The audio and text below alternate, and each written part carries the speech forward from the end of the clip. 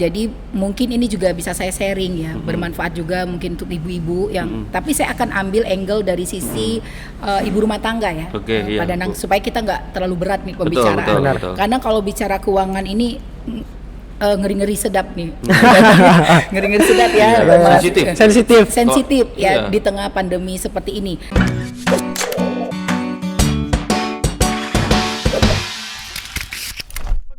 Selamat datang di Tribun Podcast. Dan tentunya senang banget nih kembali lagi barengan Angga Prayoga di sini dan juga ditemanin oleh Mas Danang. Siap. Ya, seperti biasa tentunya kita bakal nemenin para Tribuners di rumah ya sambil menunggu waktu sorenya. Kita bakal bincang-bincang, ngobrol-ngobrol. Dan anyway kali ini kita bakal ngebahas hal yang sangat penting nih Mas Danang. Penting nih. Penting masalah banget uang. ya. Masalah duit. Masalah dompet. Masalah dompet.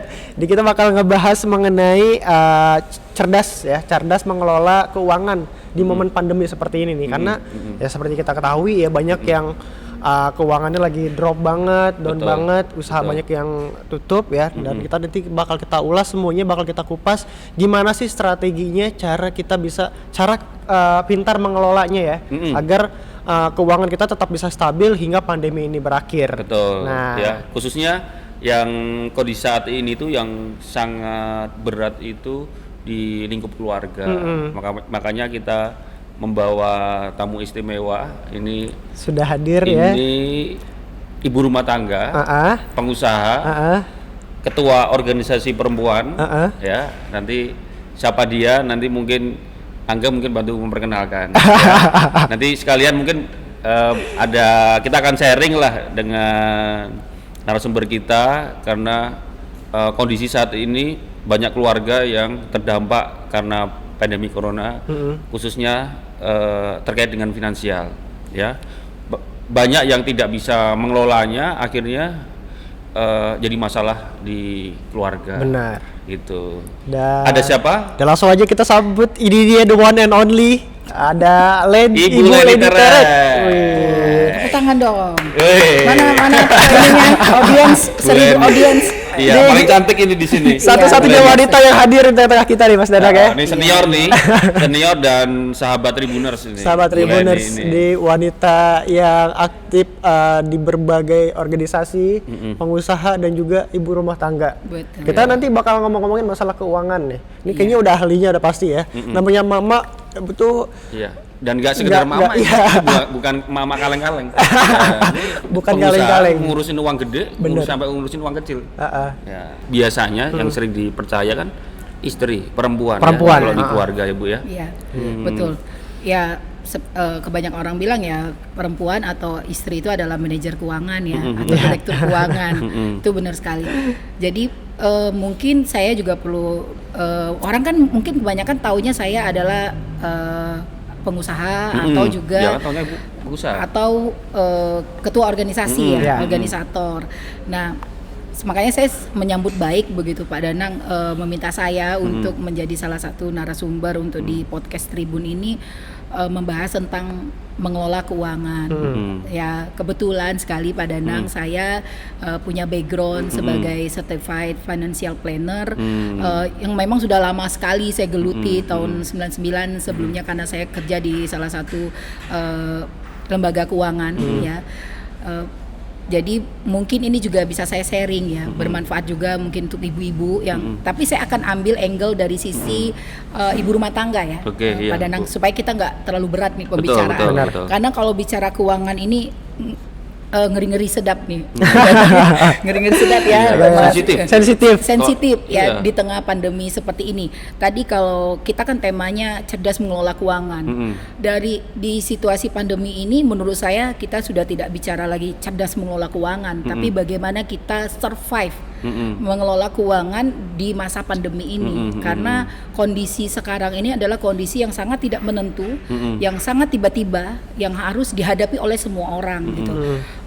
Semua orang itu tidak hanya lapisan bawah, Pak Danang, lapisan atas pun mengalami hal yang sangat mengejutkan. Sampai kemarin artis itu yang ada beberapa artis yang dangdut itu yang sampai tiba-tiba dia harus betul banting setir lah ya. tiba-tiba mereka nggak ada job, Nggak ada job. Betul. Biasanya mereka dan di situ mereka sudah ada pengeluaran yang rutin, misalkan KPR, tiba-tiba nggak ada Betul. pendapatan sama sekali. Waduh. Nah, kasihan. Miris ya. nah justru dengan adanya kejadian pandemi ini juga mungkin orang akhirnya tersadar bahwa perencanaan keuangan itu sangat penting, Penting, gitu benar. loh. Makanya kalau di kondisi sekarang ini sebenarnya kita sudah tidak bisa lagi merencanakan Pak Danang sebenarnya, too late sebenarnya. Iya. Tetapi kita harus survive kan. Bagaimana dalam kondisi pandemi ini kita survive dengan penghasilan yang ada gitu. Nah, penghasilan ini sendiri kan sudah tidak seperti yang dalam keadaan normal. Semua orang mengalami, even itu saya loh Pak Danang. Ya, jadi semua orang mengalami bahwa tidak semua orang mendapatkan penghasilan yang full. Nah, oleh karenanya kita tentunya di dalam kondisi pandemi ini kita harus evaluasi Pak Danang. Semua orang harus mengevaluasi keuangannya, penghasilannya saat ini gitu loh. Apakah penghasilannya saat ini bisa bertahan? Karena kondisi pandemi COVID-19 ini kan kita tidak pernah tahu. Benar. Saat ini kapan? Berakhirnya ya. Berakhirnya kapan? Dan setelah berakhir pun masih ada masa recovery yang juga kita tidak tahu ini harus seperti apa. Nah, Udah beda lagi sementara dengan sudah sebelumnya. imbasnya kemana-mana nih. Sekarang kan imbasnya kan udah ke perekonomian ya. Tentunya dari awal aja sudah langsung imbasnya kemana-mana. Nah, kita harus mengevaluasi penghasilan kita saat ini itu aman nggak Pak Danang? Aman nggak dalam jangka waktu minimal nih 3 bulan ke depan? Karena kondisi ini kan sangat tidak menentu. Sementara orang-orang yang masih bekerja pun mengalami namanya penurunan penghasilan. Benar. Ada yang dipotong gajinya. Potong gaji, Ada yang dirumahkan. ada yang dirumahkan, dirumahkan. betul. Ya kan, dirumahkan pun juga Tanpa nggak tahu gaji sampai ya. kapan. Ya, itu yang karyawan yang bergaji Pak Danang. Terus bagaimana kabarnya dengan yang orang berdampak tidak ada hubungannya dengan gaji kan? Misalnya penghasilan gitu ya, kayak Gojek dan segala macam. Dokter Yang sekalipun, pekerja harian, yang Ya. pekerja harian. dokter pun juga Pak Danang. Orang kan tidak semua sekarang orang kan menjaga imunitas, otomatis banyak yang sehat juga ya. Jadi orang juga takut-takut gitu loh. Otomatis hampir semua lini pekerjaan, profesi apapun berimbas. Bahkan selevel pengusaha pun juga Sama. tiba-tiba Iya, ada juga sama. banyak yang penghasilannya Iya, makanya orang harus mengevaluasi apakah penghasilan yang sekarang ini mereka dapatkan itu aman, ya aman dan atau apakah pekerjaan mereka saat ini juga aman? Karena kalau harus evaluasi itu Pak Danang, karena kalau mereka tidak evaluasi, mereka tidak tahu ketahanan mereka ke depan itu bagaimana. Ini kalau ngomong lingkup keluarga, siapa sih yang sebenarnya yang seharusnya mengelola keuangan tuh? Yang mengelola keuangan itu sebenarnya kan keluarga Pak. Ya, Kalau keluarga itu maksudnya keluarga itu suami ya atau suami, istri? yang pasti kan harus ada pemimpinnya ya. Mungkin dalam hal ini istri yang selama ini kalau ibu di rumah Bu, di rumah. Ya, Ibu betul, ya, Bu Leni ya. Saya pasti rata-rata Pak, hampir Jadi kebanyakan uang dikasih dari suami, ibu yang ngelola gitu. kelola, betul. Jadi tapi tetap aja suami atau pasangan kita harus punya komitmen yang sama. Karena pengelolaan itu tanpa komitmen semua yang andil dalam keluarga itu juga nggak bisa. Nah, apalagi di kondisi saat ini anak pun bisa diajak kompromi, gitu loh. Ya harus diajak kompromi karena tadi kondisi pandemi ini kondisi yang bisa dikatakan darurat yang semua orang harus aware akan kondisi saat ini gitu loh. Jadi yang tentunya kepalanya ya istri ya Pak Danang. Nah, tadi kembali lanjut ke masalah evaluasi, baru kita mengatur ulang Pak Danang pengeluaran selama ini. Saya nggak tahu ya Pak Danangnya, saya belum survei ya untuk di Kota Batam ini sendiri, apakah orang-orang di keluarga sudah aware terhadap perencanaan keuangan, saya nggak ngerti ya. Tetapi ya dengan adanya peristiwa pandemi ini orang sudah mulai harus melakukan perencanaan keuangan. Artinya perencanaan keuangan itu sangat penting. Kalaupun saat ini mereka kan karena saya lihat dari beberapa teman saya banyak yang pengeluaran itu mereka tidak rencanakan loh Pak Danang. Banyak orang yang gaji 1 bulan itu habis dari pengeluaran. Itu kan berarti tidak ada perencanaan, tidak ada pengelolaan tidak keuangan. dikelola bener ya. Iya. Nah, sebenarnya kan keuangan itu harus benar-benar direncanakan. Pengeluaran apa saja sih? Pengeluaran rumah tangga itu kan sederhana Pak Danang, tidak seperti perusahaan. Sederhana sekali kan. Pengeluaran itu pasti hanya yang wajib ya. Wajib itu ya misalnya uang sekolah, terus tunggakan-tunggakan ya. Ya listrik segala macam itu kan yang wajib. Terus yang sesuai kebutuhan sehari-hari gitu. Atau ada juga yang ada liburan, keinginan dan segala macam. Tapi kalau untuk saat pandemi ini kita fokus pada 2 aja pengeluaran sebenarnya. Jadi pengeluaran rumah tangga itu yang kita fokuskan saat ini adalah pengeluaran yang wajib, karena wajib itu mau nggak mau kan kita harus bayar. Listrik, air, hutang, cicilan-cicilan, ya kan, pinjaman-pinjaman itu harus dibayar. Dan kebutuhan sehari-hari. Jadi karena kita fokusnya ke pandemi ini, tentunya pengeluaran kebutuhan sehari-hari yang jauh lebih membengkak nih sekarang. Apalagi kondisi orang stay at home. Stay at home ini orang berpikir bahwa bisa lebih berhemat, lebih ini. Sebenarnya bisa Pak, sebenarnya persoalannya karena kita tidak terbiasa dengan stay at home, jadi begitu stay at home benar-benar kita kayaknya jadinya enjoy gitu dengan stay at home itu gitu loh, akhirnya berlebihan gitu loh. Beberapa kasus yang kemarin contoh ada yang curhat cerita itu dia WFH gitu kan, tapi di rumah terus. Dia pikir hemat kan nggak ada uang bensin, uang transport kan, biar di luar bisa dihemat, tapi ternyata listriknya naik. Otomatis kan. Air naik. Kemarin PLN malah sempat diprotes kok tagihannya naik, padahal karena penggunaannya naik. Kemudian belanja makan, jajan online jalan terus. Jajan online-nya lebih benar. Ya, tiba-tiba nggak pas, nggak cukup gajinya, nggak nutup biaya pengeluarannya. Ya benar, karena tadi ya awalnya orang berpikir seperti itu tuh Pak Dana, karena akhirnya nggak ada transportasi segala macam. Nah ternyata akhirnya kita malah berlebihan menggunakan pendingin ruangan segala macam itu kan otomatis biasanya kalau udah kerja kan biasanya udah mati seharian ya. Nah jadi sebenarnya pengelolaan keuangan itu Pak Danang berhubungan dengan gaya hidup. Sebenarnya lifestyle itu. Jadi dengan pandemi ini semua orang harus berubah gaya hidupnya, nggak bisa lagi dengan gaya hidup yang dalam kondisi kita normal sebelumnya. Dan berubah itu banyak hal ya Pak Danangnya tadi. Apa yang kita bisa berhemat tuh kita harus berhemat gitu. Jadi walaupun kita stay at home kan nggak harus kita menggunakan AC misalnya sepanjang hari kan nggak perlu. Kita tetap menggunakan aktivitas kan bisa nggak kita buka jendela, buka pintu, atau ada teras kita lakukan di teras kan, jadi kita bisa menghemat listrik gitu loh. Nah kalau makanan juga Pak Danang, nah tadi memang jadi ibu rumah tangga ini luar biasa Pak Danang. Kita memang harus pintar ya. Ini juga dalam hal mengelola keuangan. Yang tadinya misalnya tadi kita harus beli online segala macam. Kan kita bisa bikin sendiri, karena ya tadi kan banyak waktu di rumah kita bikin sendiri, jadi segala sesuatu yang kita bisa jadi substitusi kita lakukan substitusi gitu loh Pak Danang. Jadi apa gaya hidup ini yang paling penting yang harus dirubah. Jadi kalau kita sudah punya gaya hidup yang selama ini seperti apa harus dirubah, prihatin, lebih berhemat gitu loh Pak Danang. Mau beradaptasi karena mau nggak mau, suka nggak suka, kita harus beradaptasi. Nah, sementara penghasilan ada, apalagi yang dirumahkan, coba gimana? Seberapa pentingkah membuat kas keluarga, Bu? Ada istilah, kas ini buat kas nih. Dana darurat. Itu apa, Bu? Dana darurat. Penting banget Pak. Itu yang mungkin orang nggak pernah pikirkan, gitu loh. Nah, terus jadi, maksudnya besarannya berapa?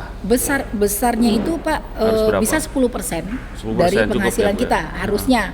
Tapi kalau kondisi saat ini sebenarnya apalagi nggak punya dana darurat ya, makanya saya nggak tahu orang di sini punya perencanaan keuangan atau tidak. Tapi kita tuh harus punya dana darurat Pak harusnya gitu loh, dari yang sudah kita tabung dari sebelum-sebelumnya, bukan saat ini sebenarnya. Nah, dana darurat tuh apa? Dana darurat itu harus liquid loh Pak. Jadi bukan rumah, bukan tanah, bukan mobil ya. Jadi dan kalau ibu zaman dulu tuh masukin di amplop tadi itu ya. Beda. Maksudnya disisikan di amplop tadi. Disisikan di amplop ya. Taruh di bawah bantal. Bisa emas juga, logam mulia, bisa. Pokoknya intinya yang cepat dijadikan uang gitu loh. Karena dalam kondisi kayak gini itu bisa kita ambil gitu loh Pak. Kita tuh harus persiapkan. kas keluarga dengan tabungan sama Bu istilahnya. Maksudnya gimana? Beda loh. Kalau ini beda nih. Gini, kalau pengeluaran tadi kan bermacam-macam ya Pak ya. Okay, pengeluaran itu harus kita identifikasi dulu. Identifikasi pengeluaran itu apa. Jadi kalau pengeluaran kebutuhan sehari-hari itu sebenarnya lebih besar. Ya, misalnya tergantung jumlah keluarga ya Pak. Ada yang bisa 60%, ada yang 50% pengeluaran kebutuhan sehari-hari gitu. Jadi dari 100% penghasilan kita itu kita bagi-bagi persentase Pak. Gitu. Terus ada juga untuk investasi. Investasi itu macam-macam kan, investasi pendidikan, investasi rumah, investasi apapun lah. Ya, mungkin atau juga ada juga yang untuk liburan gitu loh. Nah, sama dana darurat. Nah, dana darurat tadi Pak, itu tuh sebenarnya dana yang kita gunakan sewaktu-waktu di saat kita membutuhkan. Kan dana darurat tuh juga bisa ya sifatnya ya urgent ya Pak. Ya kondisi kayak gini nih, kita sebenarnya bisa pakai dana darurat kan. Ketika tiba-tiba orang harus dirumahkan, pakai dana mana Pak? Kan dana darurat pasti keluar. Nah, dana darurat harusnya dipersiapkan. Nah, kalaupun mereka nggak paham nih bahwa dana darurat itu harus dipersiapkan udah lama, tapi sekarang pun karena kita butuh nih, mungkin mereka punya ya kayak emas, ya memang orang tuh harus lihat juga aset-aset yang dia punya. Mau nggak mau loh, Mas, di sini tuh orang harus sudah ngelihat aset yang dia punya yang bisa dia jual. Benar. Entah itu emas, entah itu ya barang apa aja lah yang bisa dijual itu untuk membantu kita untuk survive dulu. Jadi kalau dana darurat ini bisa dibilang apa ya, saat situasi kayak gini kita jadi nggak ngeganggu tabungan kita jadinya kan, tabungan jadi masih tetap aman, jadi kita masih bisa gunakan dana darurat ini gitu kan. Berarti dana darurat dengan tabungan berbeda. Ya. Jadi ada dana yang dana darurat ini juga ditabung loh Pak Danang. Ya maksudnya disimpan tapi harus yang liquid ya Bu ya. Iya, liquid. Harus liquid. Beda ya, kadang-kadang kalau masing-masing keluarga kan beda-beda ya. Kalau ya kayak saya dana untuk liburan lain, dana untuk misalnya kita naik haji beda lagi, untuk ibadah lain lagi gitu. Terus dana ya tadi darurat harus ada. Dana darurat tuh benar-benar yang bukan tabungan ya kalau kita bilang, tapi tabungan juga bentuknya juga gitu loh, dimasukin ke dalam rekening ya. Bentuknya ATM, jadi kapanpun kita membutuhkan kita bisa ambil gitu. Tapi ada juga orang yang lebih suka ke logam mulia misalnya, atau ke perhiasan, boleh aja kan, itu liquid juga kan, bawa ke toko emas bisa langsung dijual gitu. Intinya begitu gitu. Itu dana darurat Pak. Untuk boleh ini ngomongin masalah manajemen keuangan, karena manajemen keuangan ini ditujukan bukan hanya untuk ibu-ibu, bukan hanya untuk orang yang berkeluarga, tapi untuk kayak saya pribadi nih anak kos ya kan, yang masih single itu penting banget kan, karena banyak yang uang gaji tadi cuma habis 1 bulan itu aja. Nah sebenarnya mereka juga tahu, saya pribadi juga sebenarnya pengen banget bisa mengatur keuangan, cuman hanya saja nggak tahu apa sih step awal yang harus dilakukan. Kayak tadi kan ada uang kas gitu kan, terus penting gak sih yang namanya pembukuan uang keluar masuk seperti apa, terus dicatat kayak gimana, cash flow penting. Jadi step-stepnya mungkin seperti apa sih? Gini, jadi perencanaan keuangan itu ya pencatatan sebenarnya. Jadi benar-benar kita rencanakan.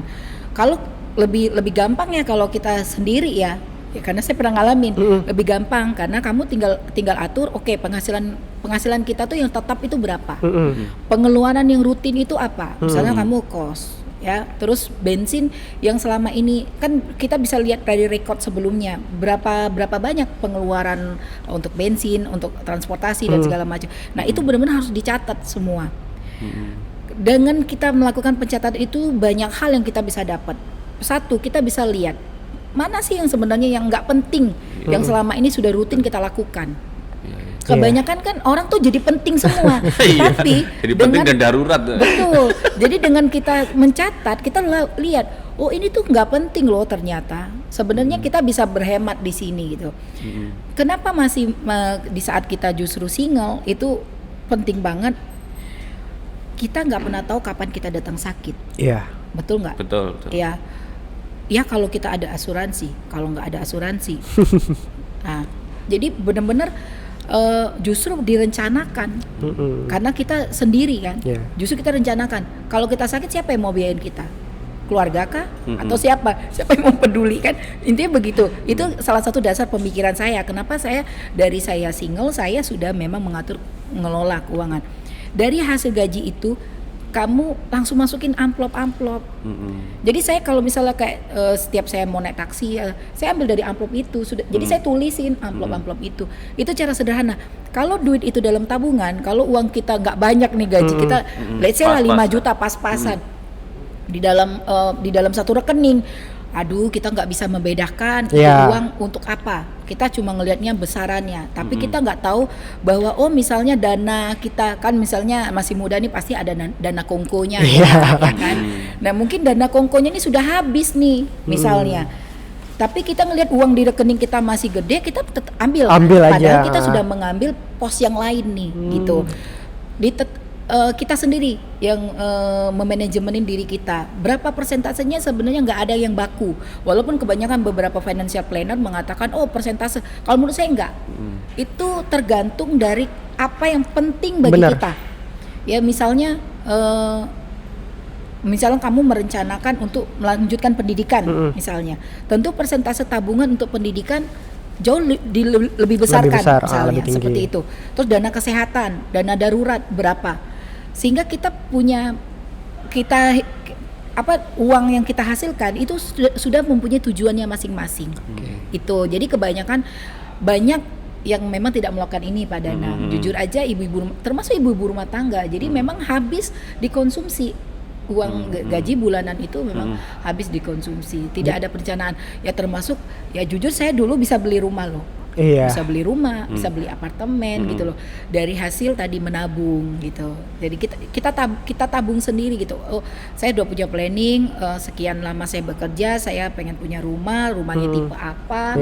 Jadi benar-benar saya sudah rencanakan gitu. Jadi bagusnya emang dibikin ruang-ruangnya ya. Ini untuk ruang kesehatan, ini untuk pendidikan misalnya, ini untuk mungkin untuk keluarga, untuk nongkrong. Kayak Jadi misalnya tahu kalau kesehatan porsi-porsinya. kamu sudah bisa alokasikan, misalnya kamu langsung kerjasama dengan salah satu asuransi, misalnya kamu ambil asuransi tertentu yang masih muda kan malah lebih bagus ya Pak Danang, ambil asuransi yang murah lah, yang sesuai dengan kebutuhan kamu, terus baru karena kalau ketika kamu sakit udah tercover. Benar.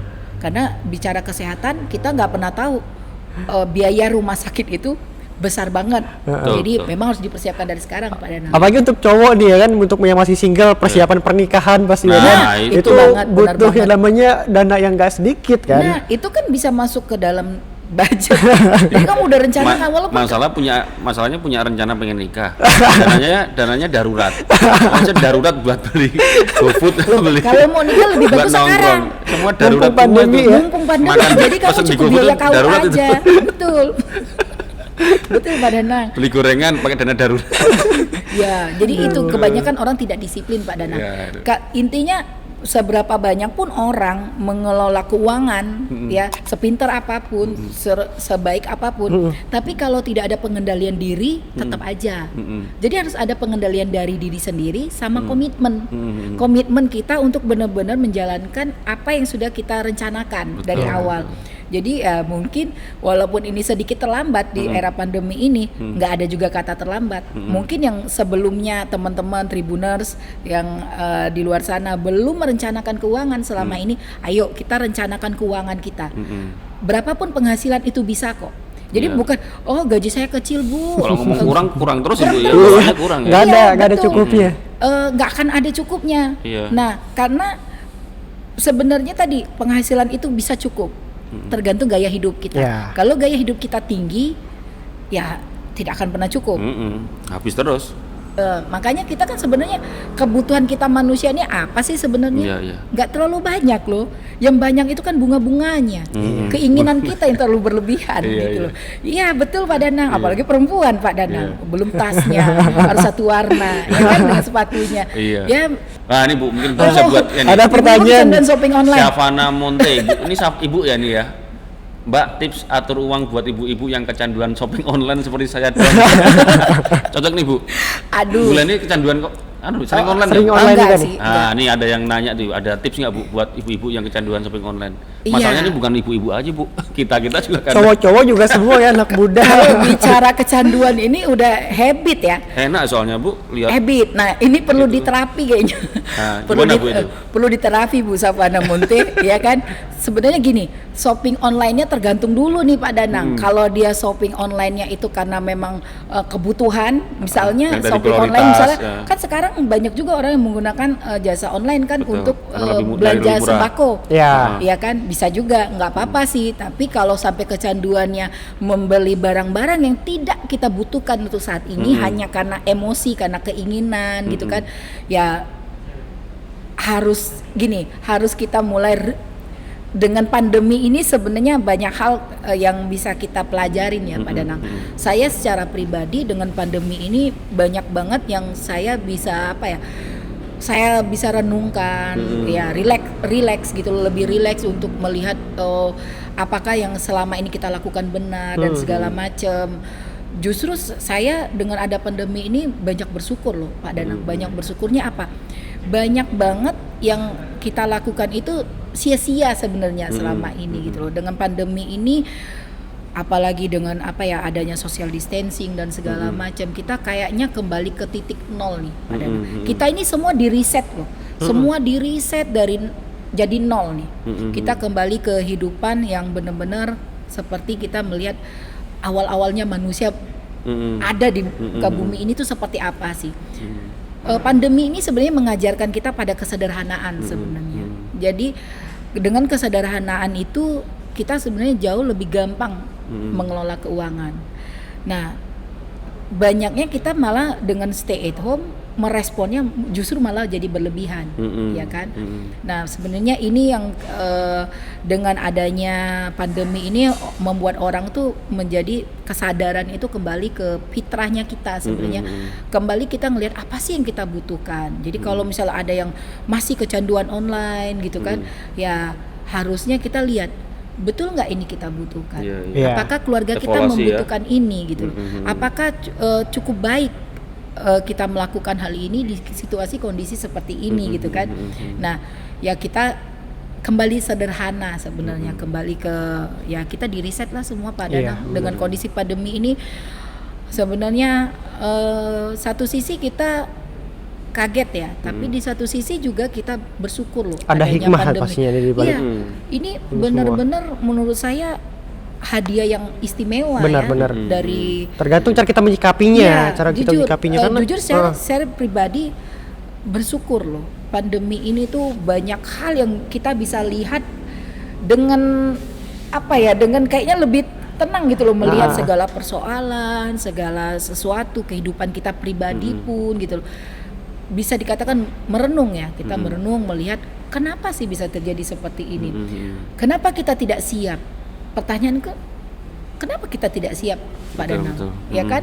Ya makanya saya bilang mengajarkan banyak hal. Jadi malah justru dengan stay at home ini kita kayak jadi lebih kreatif juga ya Pak Danang. Banyak hal yang kita pikirkan. Kok kayaknya begini. Jadi banyak hal yang kita pikirkan juga gitu loh. Nah, harapannya sih dengan pandemi ini kita orang juga mulai sadar tadi dengan pengelolaan perencanaan keuangan, bahwa perencanaan keuangan itu bukan karena uangnya yang banyak loh. Justru uangnya yang sedikit itu perlu direncanakan loh Pak. Iya, betul. Benar-benar. Jadi, nah itu orang yang salah kaprah karena uangnya sedikit, gajinya cuma pas-pasan buat sebulan, jadi nggak pernah mau merencanakan keuangan. Malah orang bilang, iyalah Bu, kalau uang banyak enak bisa direncanakan. Banyak diatur ini gitu kan. Uangnya sedikit ya cukup untuk makan aja gitu. Nah tapi kan sebenarnya gini, dengan kita tahu, berarti kebutuhan sehari-hari yang mendesak, yang benar-benar kita butuh, yang sandang ya Pak ya, sandang, pangan, itu kalau papan sebenarnya udah enggak karena semua orang pasti punya baju kan. Jadi pangan ini orang akhirnya jadi ibu-ibu juga jadi pintar dong mengatur menu sehari-hari. Menu itu kan gak harus berlebihan ya Pak Danang ya. Jadi yang penting bagaimana kita bisa survive loh. Kondisinya kita ini harus survive dengan kondisi sekarang ini. Karena kita tidak pernah tahu apakah ini 3 bulan ke depan selesai atau 6 bulan ke depan selesai, dan dampaknya selesai itu pun seperti apa, orang tidak pernah tahu. Nah kita kan harus bersiap-siap nih, bersiap-siap mengatur keuangan kita. Walaupun sebelumnya kita belum mengatur keuangan, sekarang tidak ada kata terlambat. Kita ayo atur keuangan kita ini seperti apa, gitu loh. Kita evaluasi penghasilan kita berapa sebenarnya. Malah justru gini Pak Danang, saya tuh sempat beberapa teman ya yang berkeluh kesah lah ya dengan saya, ya keluarga juga. Sebenarnya orang sekarang harus sudah merubah mindset. Jadi bahkan orang tuh harus muncul nih online mindsetnya untuk menambah penghasilan. Karena kan penghasilan turun, ada yang 20%. Bukan online mindset online tadi belanja ya. Online mindsetnya itu bagaimana dia bisa produktif menghasilkan income baru. Karena kan ternyata yang sampai saat ini ternyata era digital ini malah justru online ini yang bisa survive kan di zamannya pandemi ini. Kita tidak perlu berjumpa, kita tidak perlu bertemu untuk melakukan transaksi kan. Jadi bagaimana orang sekarang itu untuk bangkit ya Pak Danang, ketika dia tahu melihat cash flow dari keuangan dia sendiri ternyata dia nggak bisa bertahan nih Pak Danang. Ini kan kita ngomong muluk-muluk yang bisa bertahan aja. Terus gimana yang orang yang di PHK? Yang PHK, betul. Tapi kan nggak mungkin kita ngarap dari pemerintah atau ngarepin bantuan terus dari masyarakat. Kan orang harus survive kan. Nah, gimana caranya? Ya online mindsetnya juga harus sudah bisa muncul nih Pak Danang. Ya kan bisa dia jualan online, apa aja kan bisa didagangin sekarang. Kreativitas yang dimiliki apa diolah lagi. Iya, bisa dia masak mungkin, bisa dia jual. Di samping untuk dimakan sendiri bisa untuk dijual. Jadi sebenarnya benar-benar memang kita dituntut kreatif dengan pandemi ini. Betul. Berarti yang tadi yang Ibu yang bertanya tadi apa tadi? Kecanduan. Itu ya kecanduan online ya. Iya. Evaluasi ya, Bu ya. Evaluasi diri, Bu. Apakah bijak di saat kondisi pandemi ini tetap harus belanja online? Jika belanja online itu memang yang bukan kebutuhan mendesak yang prioritas saat ini yang berhubungan dengan kebutuhan sehari-hari keluarga ya. Betul. Terus kreatif. Harus dari kreatif. Sumber penghasilan baru. Harus Pak Danang.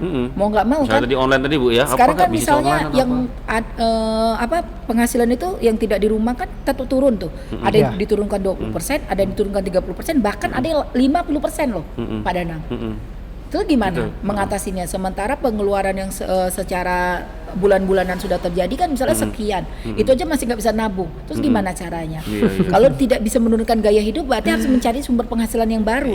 Betul. Gitu. Dan kalau bisa dua-duanya jalan. Betul. Kita bisa lebih bijak menentukan apa yang menjadi kebutuhan kita, bukan apa yang kita inginkan. Yang kita inginkan. Jadi kebutuhan itu apa? Termasuk jadi ibu-ibu tadi, ibu-ibu rumah tangga, ayo bijak juga membuat menu sehari-hari. Terus anak-anak camilan kan katanya banyak banget camilan, jadi membengkak dong pengeluaran. Ya. Anak-anak bisa diajak ngobrol loh Pak Danang. Kan kita bisa mereka diskusi gitu loh. Makanya ini kan perlu keluarga ya, makin dekat kan keluarga. Perlu diskusi bahwa ini loh penghasilan ayah atau papa menurun deh jadi 50%. Otomatis kita juga menurunkan seluruh gaya hidup. Yang penting kamu cukup untuk makan misalnya 3 kali sehari gitu kan. Tapi untuk hal-hal camilan segala macam kalau memang tidak perlu ya tidak perlu. Nah saat ini dibutuhkan kan yang sebenarnya makan yang 3 kali itu dan multivitamin untuk tetap meningkatkan imunitas kan. Itu mau nggak mau. Terus ini masker, hand sanitizer dan segala macam. Mau nggak mau. Tetapi kan itu juga kita bisa lihat. Kayak saya makanya orang berbondong-bondong menimbun masker, hand sanitizer. Saya nggak tuh Pak Danang karena saya tahu saya kan stay at home, saya nggak butuh itu gitu loh. Saya butuh pada saat saya keluar gitu loh. Nah kan bisa mensiasatin dengan pakai masker yang kain kan bisa terus-terusan dipakai. Jadi nggak usah ikutin tren deh. Ini lagi makanya di online tuh salah satunya. Aduh masker aja tuh bermacam-macam gitu loh ya. Warna-warni. Aduh ada yang mahal loh, ada yang 1,5 juta. Saya bilang wow ini kadang-kadang ya saya aduh ini kan kita harus prihatin ya kayaknya nggak ini banget gitu ya kalau ya saya banyak ditawarin juga Bu belilah ini tren gini-gini. Ada 10 jutaan Bu? Branded, iya ada yang branded. Menurut saya apa ya kok kita tuh sebenarnya kan kita ini dengan musibah ini ya pandemi ini kan seluruh dunia kita dikasih pelajaran yang luar biasa. Tapi kok kita nggak bisa memaknai bahwa kita ini diajarkan untuk hidup sederhana dan prihatin sebenarnya. Kita tuh sudah terlalu berlebihan gitu. Lah ini masker dengan harga yang juta-jutaan kayaknya sebenarnya nggak pas juga ya. Nggak mementingkan fungsinya ya. Terus nggak pas juga kita nggak mengedukasi. Kita kan harus empati juga ya, bersimpati dengan keluarga-keluarga yang lain yang kekurangan loh, yang saat ini yang harus dirumahkan, yang harus nggak ada penghasilan gitu loh. Terus apalagi nggak ada tabungan, ya kaget kan Pak Danang. Orang jangan salah loh Pak Danang. Kalau mungkin orang bukan hanya orang yang lapisan bawah loh. Kalau kita ngelihat sekarang masih mungkin rumah bagus-bagus ya, rumahnya mewah lah. Belum tentu mereka tidak mengalami krisis ekonomi Pak Danang di masa ini. Kita nggak tahu bahwa dia tiba-tiba dirumahkan. Malah justru mereka yang bingung loh Pak Danang, yang rumahnya mewah-mewah tapi dia sudah nggak ada penghasilan. Kenapa? Karena dia nggak mungkin dapat BLT dan nggak mungkin dapat bantuan dari sembako atau apa. Misalnya dibantu dia aja kemarin cuma 600.000, nggak cukup. Bukan, karena orang juga bingung, nggak mungkin. Jadi orang pun nggak percaya. Nah, itu saya mengalami ssendiri ya Pak Danang ya, ketika saya terjun donasi ke tengah-tengah masyarakat, bahwa bukan berarti yang rumah yang benar-benar kayak rumah RSS yang orang susah itu, ternyata yang rumah mewah pun banyak juga yang lagi susah, cuma kan mereka nggak bersuara aja gitu loh ya, dan mungkin ada gengsinya juga dan atau pemerintah tidak mentargetkan orang itu padahal orang itu dirumahkan loh, otomatis mereka nggak ada penghasilan gitu. Nah, contoh ini Bu, memang betul ada teman kita yang misalnya orang yang memang bisnisnya wedding organizer, betul. Catering. Betul, catering gara-gara pandemi kan otomatis yang catering pernikahan ya, catering pernikahan yang dia hanya fokusnya di situ, selesai itu dia harus kreatif bisnis travel tadi. Bisnis travel. Iya, bisnis travel. Semua Pak, semua bisnis usaha mengalami hal yang sama Pak. Jadi kalau saya lihat ya, kayaknya tidak ada bisnis yang tidak tergerus saat ini. Semuanya mengalami gitu loh. Ya mungkin ada orang yang bisa survive, ada orang nggak bisa survive. Nah makanya saya bilang kita saat ini harus survive. Dari mengelola keuangan juga mengelola keuangan yang survive gitu loh Pak. Ya artinya tuh kita cukup dulu untuk kebutuhan hidup kita, karena kalau kita nggak makan kan kita bisa mati juga ya Pak ya. Jadi ya kebutuhan itu deh yang diprioritaskan. Jadi ya mungkin kalau orang yang mungkin punya tabungan berlebih, ya tadi mungkin masih banyak yang belanja apa gitu, nggak terlalu dibutuhkan. Mungkin mereka berpikir, oh alah nanti juga selesai. Iya selesai, tapi belum tentu perekonomian cepat berubah loh Pak. Karena kan ini kita bisa dikatakan sudah mulai krisis ekonomi loh. Krisis ekonomi. Ya pakar-pakar ekonomi juga sudah mengatakan loh secara makro perekonomian ini seperti apa. Dan kita tidak tahu sampai kapan kan. Nah, karena tidak tahunya ini, justru karena tidak tahu orang justru harus bersiap-siap dan berjaga-jaga kan. Gitu. Iya. Nah, itu Bu, dia banyak kalau ya. boleh tahu Bu, kalau menurut Bu Leni, kapan tuh kita kalau udah kepentok, kapan kita tuh ngambil jatah tabungan kita? Ya saat memang sudah nggak ada penghasilan Pak. Apalagi misalnya dirumahkan, harus segera. Saya nggak bayangin kalau orang yang nggak punya tabungan ya. Betul. Jadi memang. Bu, mau nanya nih, kalau kita mau nabung uang dari penghasilan yang didapat ini, apakah disisihkan terlebih dahulu untuk tabungan atau setelah sisa dari uang pemakaian baru ditabung? Ya, nah Ya, itu seringnya tuh begitu. Orang itu yang sisa pemakaian 1 bulan ditabung. Sebenarnya enggak, itulah yang namanya perencanaan keuangan. Jadi memang kita rencanakan. Jadi justru dengan direncanakan di depan itu membuat kita itu tahu sebenarnya berapa persen yang kita bisa tabungkan gitu loh Pak. Jadi kalau kita merencanakan keuangan, gaya hidup itu menyesuaikan dengan rencana kita. Hukumnya wajib lah. Wajib.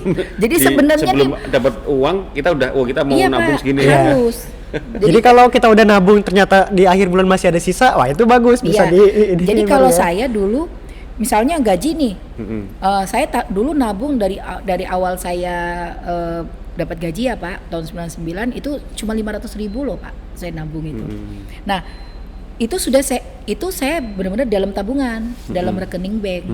Tapi yang pengeluaran saya yang untuk hal-hal lain itu saya sudah sisihkan tadi, yang pakai amplop transportasi punya amplop sendiri, makan punya ini sendiri gitu loh, punya tabungan sendiri, punya amplop sendiri. Jadi kalau tabungan yang memang untuk saya saving itu justru di dalam rekening. Saya nggak taruh di amplop karena nanti kelihatan diambil dong Pak ya. Jadi saya budgeting aja kita korek-korek. Untuk biaya kongko sekian, biaya fashion sekian. Kalau mungkin kebanyakan kan financial planner pakai persentase Pak. Kalau menurut saya kan kadang-kadang kita ribet untuk menentukan itu, untuk terutama yang single nih. Kita tentukan sesuaikan dengan kebutuhan kita aja deh. Kita bikin simple gitu, yang membuat kita nyaman, tapi nggak ngasal juga gitu. Yang paling besar tentu pengeluaran kebutuhan sehari-hari kan. Betul. Hampir ada yang 50%, ada yang bahkan 60% gitu. Iya. Sebenarnya sekarang semakin mudah juga. Kebetulan kalau saya Bu ya, kalau saya langsung potong auto debit. Jadi bank itu ada fasilitas auto debit itu yang mengunci misalnya kita gajian 25. Di tanggal 25 itu uang kita udah diambil sama bank, disimpan secara otomatis ya. Otomatis. Jadi dipaksa, jadi tiba-tiba bisa penghasilan kita 5 juta atau misalkan kita ambil 500.000, ya udah pokoknya nanti kita hanya bisa ngeluarin duit itu 4.500.000. Ada sekarang bank ada fasilitas seperti itu. Iya, sebenarnya itu. Tapi itu liquid nggak, Pak? Gampang kita ambil? Bisa kita ambil. Tuh. Mengelola keuangan sangat penting dalam keadaan apapun, dalam keadaan normal sekalipun penting untuk kita mengatur keuangan, mulai dari cara memperoleh pendapatan, bagaimana teknik menabungnya, memilih investasi yang tepat, membelanjakan uang dan harta yang dimiliki, dan bijak dalam berbelanja seperti yang tadi Ibu ada yang curhat tadi, mengelola tagihan belanja online. Ya, jadi dalam situasi pandemi yang paling penting adalah mengatur gaya hidup. Jadi introspeksi tadi Bu Leni sudah sampaikan, mengevaluasi saat pandemi ini kita saatnya mengevaluasi, termasuk bagaimana kita gaya hidup kita, cara berbelanja, mengelola keuangan itu dievaluasi ya. Jadi mendahulukan kebutuhan utama, berapapun penghasilan kita penting untuk merencanakan keuangan. Yang penting adalah disiplin dan pintar mengendalikan. Tidak mesti nunggu penghasilan kita gede, uang kita besar. Jadi uang kita sedikit pun dari kecil kita udah merencanakan. Justru dari yang kecil, Pak. Kalau kita sudah terbiasa dari uang yang kecil itu, justru ketika uang besar kita lebih mudah gitu. Betul. Itu dia. Jadi kebalik nih Pak ya, kebanyakan orang tuh berpikirnya tuh karena penghasilannya kecil ya udahlah, Bu itu cukup untuk makan aja. Itu dia. Yang penting adalah bagaimana cara kita bisa menyikapi momen pandemi ini dengan bijak ya, dan bagaimana cara kita tentunya bisa beradaptasi mengatur keuangan. Jadi aturlah keuangan kalian mulai sejak dini, mulai saat ini, karena itu penting banget untuk masa depan kita dan kita belajar dari pandemi ini. So sebenarnya banyak banget pertanyaan-pertanyaan yang mau kita sampaikan ya. Banyak apa lagi mengenai keuangan ya. Tapi mungkin waktu bisa lanjut yang lagi memisahkan ya, nanti kita bakal lanjut lagi, kita bakal ngobrol-ngobrol lagi dengan topik yang berbeda atau dengan yang lebih spesifik lagi mungkin ya. Terima kasih loh. Thank you banget Mbak Leni sudah di sharing yang mau mampir ke minimal Tripod. Dengan kita nggak ada kegiatan juga bisa sharing, ini juga bagian dari kegiatan ya. Iya. So saya lagi thank you banget ya untuk teman-teman, untuk Tribuners yang udah nyaksiin tayangan ini, dan juga tentunya nanti kita bakal ketemu lagi di episode selanjutnya, dan kita pamit undur diri. Akhir kata, wassalamualaikum warahmatullahi wabarakatuh dan bye.